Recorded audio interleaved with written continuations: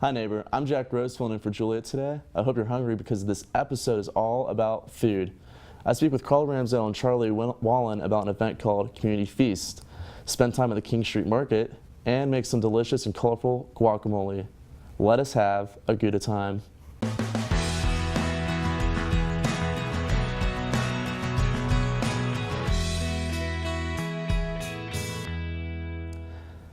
Community Feast will be a unique event on campus where all the food is locally sourced. Here to tell me more about it is Carla Ramsell, Sustainable Liaison for the College of Arts and Sciences. So Carla, can you tell me a little bit about what is Apple Fresh and its involvement in Community Feast? Absolutely.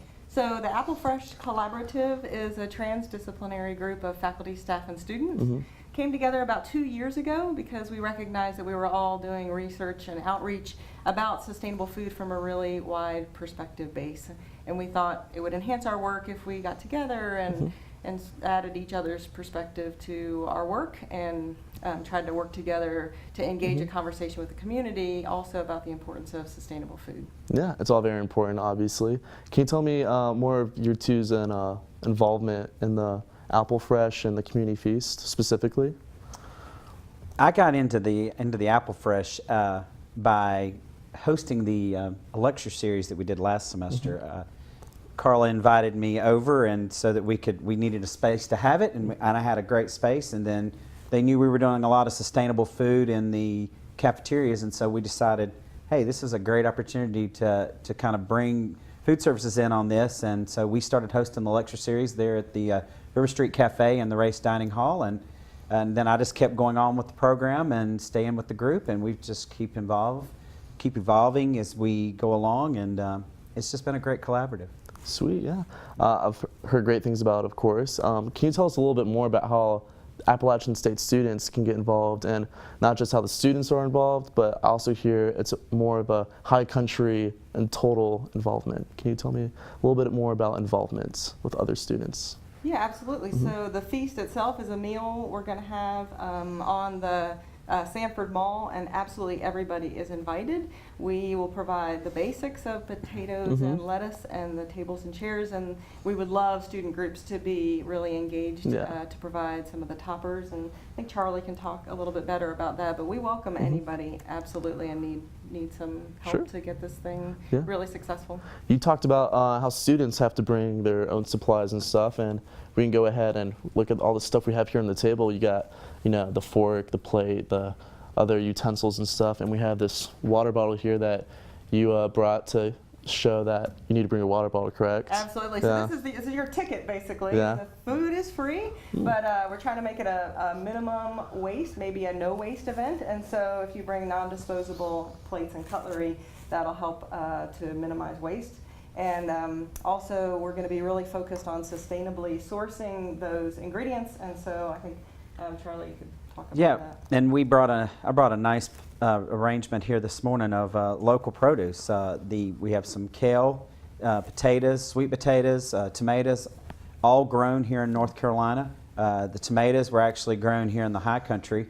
We have a collaborative with the local farmers in town for this time of year to try to use as much of the food that they can to produce for us, and so we have a standing order with them, and so it's great to be able to give back to the community and be able to use their products and use the food, and to be able to say that we have that most of your food that you get in the cafeterias and the dining halls are all here, grown locally here in North Carolina. Most of it's grown within 250 miles of here. So you know, we wanted to promote that. We've also engaged with the student groups who are getting involved and wanted to be a part that are bringing the toppings for the potatoes and the salad, and we've encourage them to go to the farmers market here in town, as I know you said you've been at the farmers market the other day. Farmers market's a lot of fun. And trying to find locally North Carolina sourced foods, and to make sure even when they get something that the packaging, that it's minimal packaging, because that's part of the whole waste factor. Because if you bring in a lot of things in a lot of little bitty packages, that's more waste that's going into the landfill that we don't need to have. And the whole purpose of this place is, sustainable agriculture, environment stuff. It's great, and that's, I think, a good thing about what App is all about.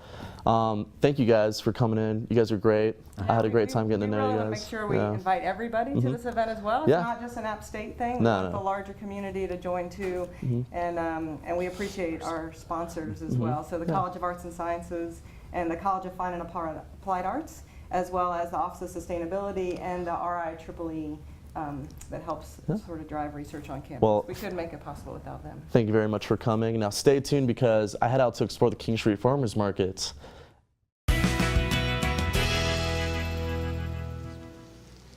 This past Tuesday, I had a chance to check out a new farmers market on King Street. Let's check it out. Hey, I'm at the King Street Farmers Market, and today I'm going to be looking at some of the local produce that they have to offer here.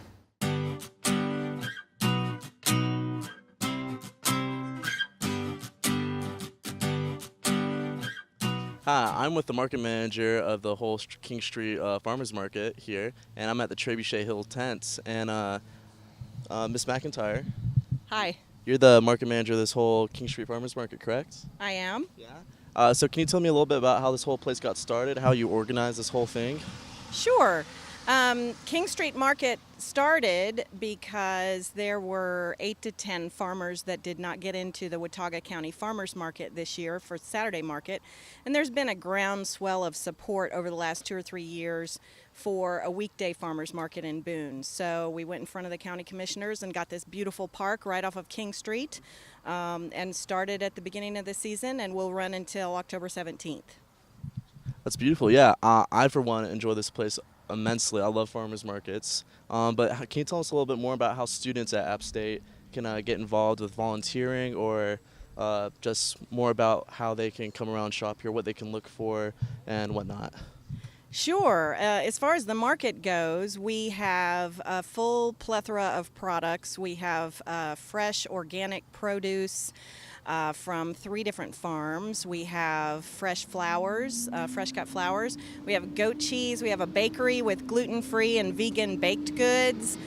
We've got eggs, meat, organic skincare. We have about 27 vendors that are members at this market, and we have, I would say, from 8 to 10 vendors every week that show up regularly. That's amazing. Thank you so much, Ms. McIntyre, for your time. Thank you. No problem. We'll let you get back to it.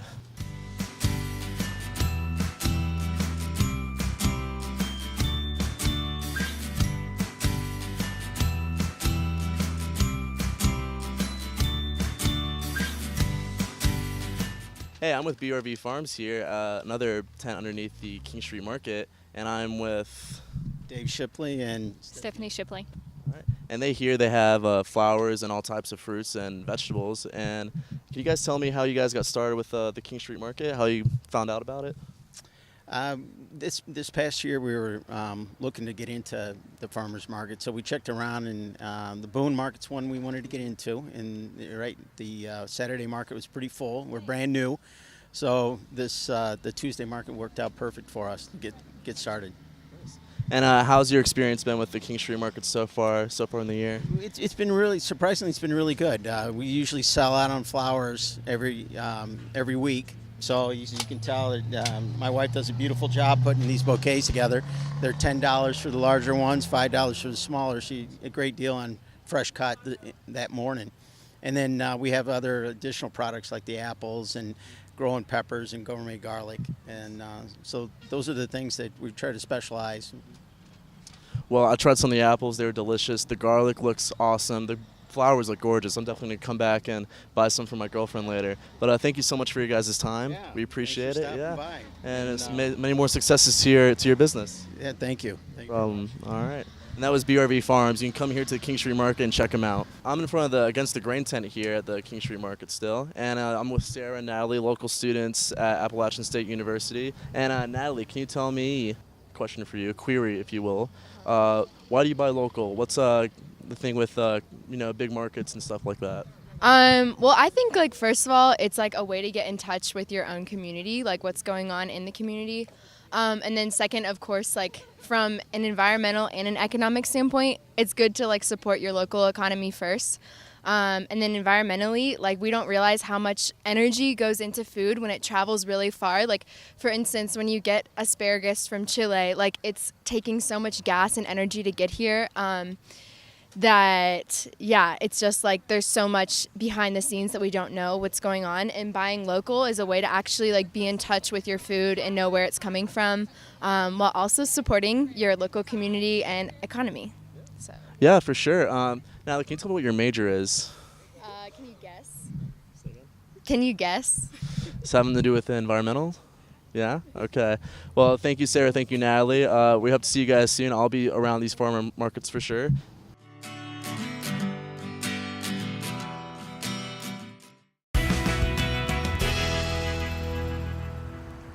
I'm here with Nick Aron from Campus Cooks, and we've got all the ingredients to make the best guacamole. All right, so we got cilantro right here. Uh-huh. We got red onion. So we got some avocados here too, and I just have an example of some ripe ones and one that's not quite ripe. Right. So the ones that are ripe are going to be a little darker in color. You can always feel it in your hand to figure out if it's ripe. But Was it more squishy or something? Is this one nice and ripe? yeah, now really the best way to one's do hard. this is you press that stem in. If it presses in easy, it's good to go. You ready? Sweet. Yeah. All right. Let's get to it. I'm ready. All right. Now my favorite way to open an avocado is actually to do it in the air in my hand. Ooh. So I just take the knife right down there lengthwise, like that, spin it around carefully. Carefully, of course. And once I get all the way around, we don't need the knife anymore. Just twist it like a doorknob. Right. Oh, look at that. Yeah, and then the pit, just kind of take that out with the knife. Wow. So say if I was put that nut in the ground, would it grow an avocado tree? It would grow an avocado tree. It would. So what's next? What's the? Yeah, and then next we take a spoon or a fork, Spoon or and fork. you know, if it's ripe enough, honestly, you could just squeeze the meat out of the avocado. The meat. The meat. The So I'm meat. gonna go ahead and try to do that. Look at that. Yeah, if it's hard to squeeze that out, you might want to find a riper avocado. May I squeeze one of these avocados? Yes, you may. Can I squeeze the meat You out can of this? squeeze both of them if you'd like. Can I do it at the same time? Look at that. Yeah. There you go. My hands are nice and avocado-y. Awesome. I would lick my fingers, but that'd be unsanitary. So, avocado would be the base for guacamole. If you Right. don't have anything else, you can really just make guacamole with salt and pepper and avocado. Nice. But we have some other ingredients here. If you're making guacamole, of course, you want to use a red onion because it's got a mild taste. It's not going to be too overpowering. Right. But we also still don't want to use too much of it because onion's a strong ingredient. So will I start to cry if you cut this? Yeah, you might want to stand over there. It's about to get emotional. So with the Steve, red yeah. onion here, we're not even going to bother with the skin. We're just going to go ahead and dice off that top, Okay. Nice. flip it around, get rid of that bottom.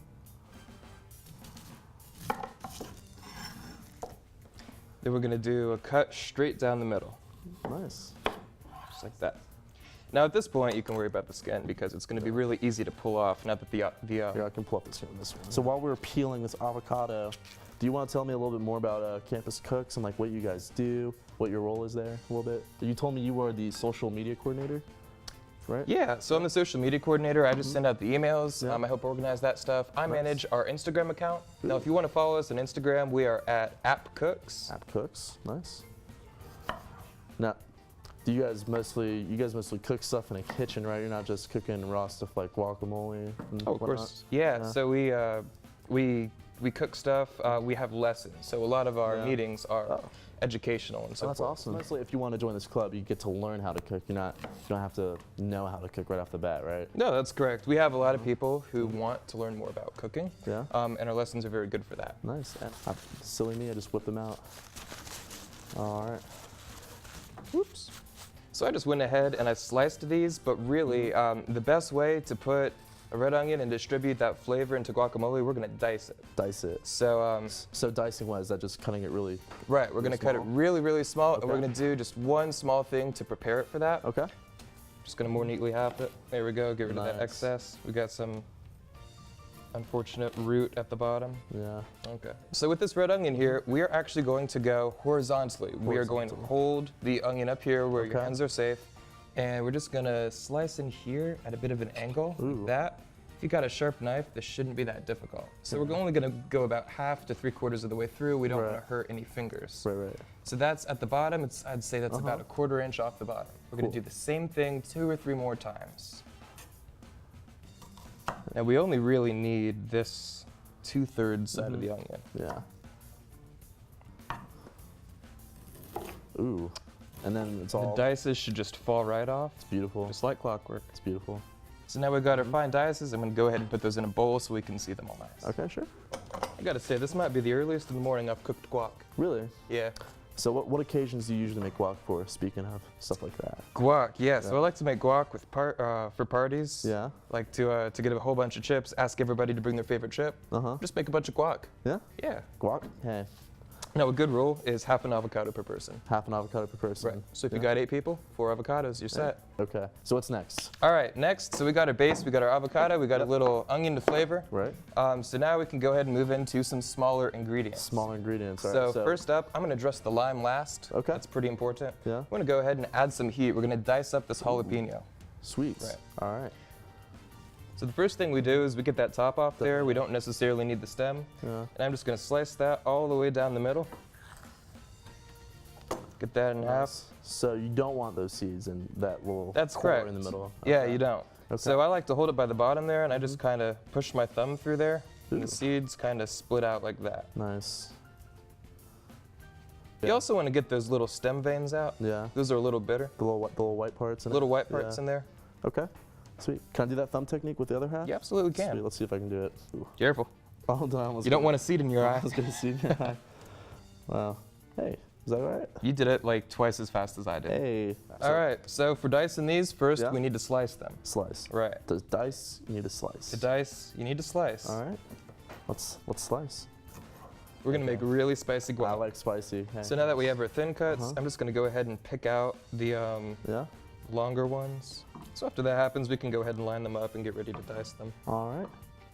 I'm interested to see how this works. Yeah, now All right. still using that claw method. Claw We're just method. gonna push the tips of all those Tips. jalapenos to the front Okay. so that they're in a nice line. I like to use the knife to line that up. Ooh. We're gonna go ahead and just go straight down. Oh, very nice. Again, very satisfying to watch. I don't know what's about it. All right, so we got some nice diced jalapeno. Okay. Say these are about 1/4 the size of the red onion. Right.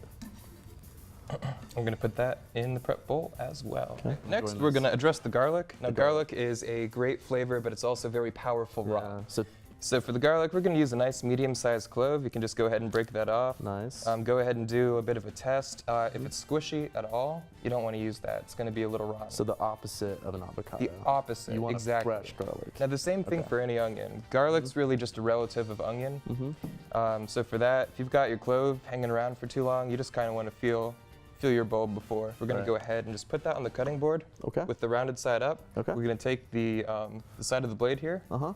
just going to hit it like that. Wow, I've never used that side of the blade before. Interesting. Smashes the garlic. Nice. Now the skin will actually fall right off after that. So are you telling me I've wasted all this time trying to peel off the skin very delicately and I can just smash it with the side of the blade? Something Yeah. like that. Wow. A lot of recipes will call for minced garlic. You most likely heard that word. Now Yeah. we've minced these items here. We've actually diced Yes. red onion. We're going to do something different Okay.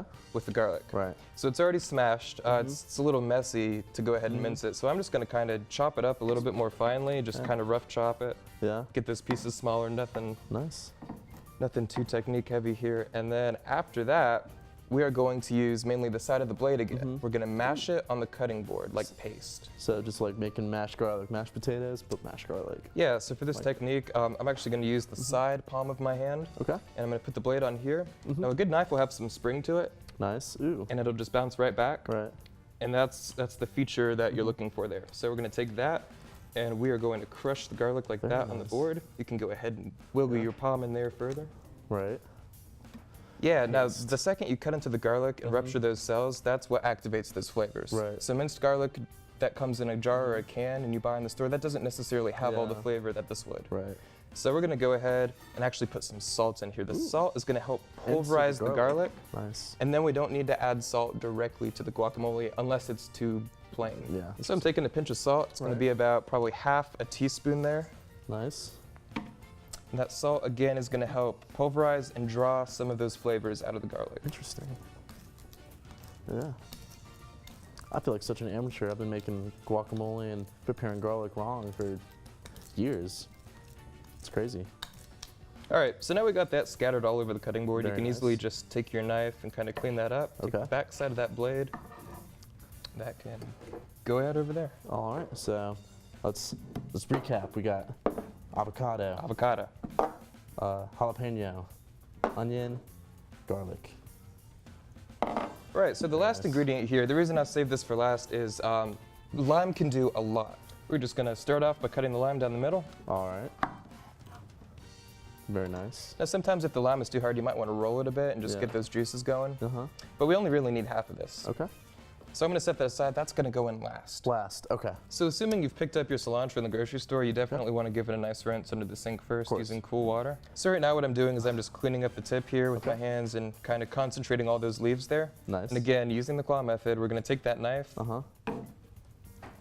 just gonna start bringing it down like that. So you just chop at it. Just nice. I'm gonna go ahead and slice it all up. We're Slice it all up. gonna get it nice and fine and stringy. We're just gonna go like this, kind of diagonal one way and then Uh-huh. diagonal the other way. Sweet. To make sure these are all nice and fine. All right. Very nice. Just one more pass. Yeah. This is nice and fine. The finer the better, right?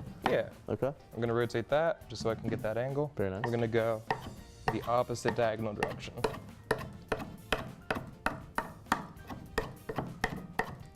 So at this point, you don't really have to worry about the extraneous. Yeah. The most finely diced will be right there in the middle. Right. So I'm gonna take a nice scoop of that from the Uh-huh. middle.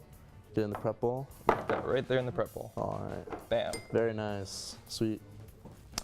All right, get that in there. So that's all we need to use. That's what we need to use. All right. So now we're gonna add this cilantro to the mix of stuff we have, and we have our whole little collection of goodies right here. I feel like we're reaching near the epiphany of chow time. We are. Yeah. We are about to reach the climax of guac making. Ooh. So if we remember that lime from earlier, we're gonna go ahead and squeeze that on last. Now lime is great because it adds flavor, it adds a bit of a tanginess. Yeah. It's very central to the Mexican Hispanic culture. Got you. But it also is a preservative. It's gonna help preserve that avocado.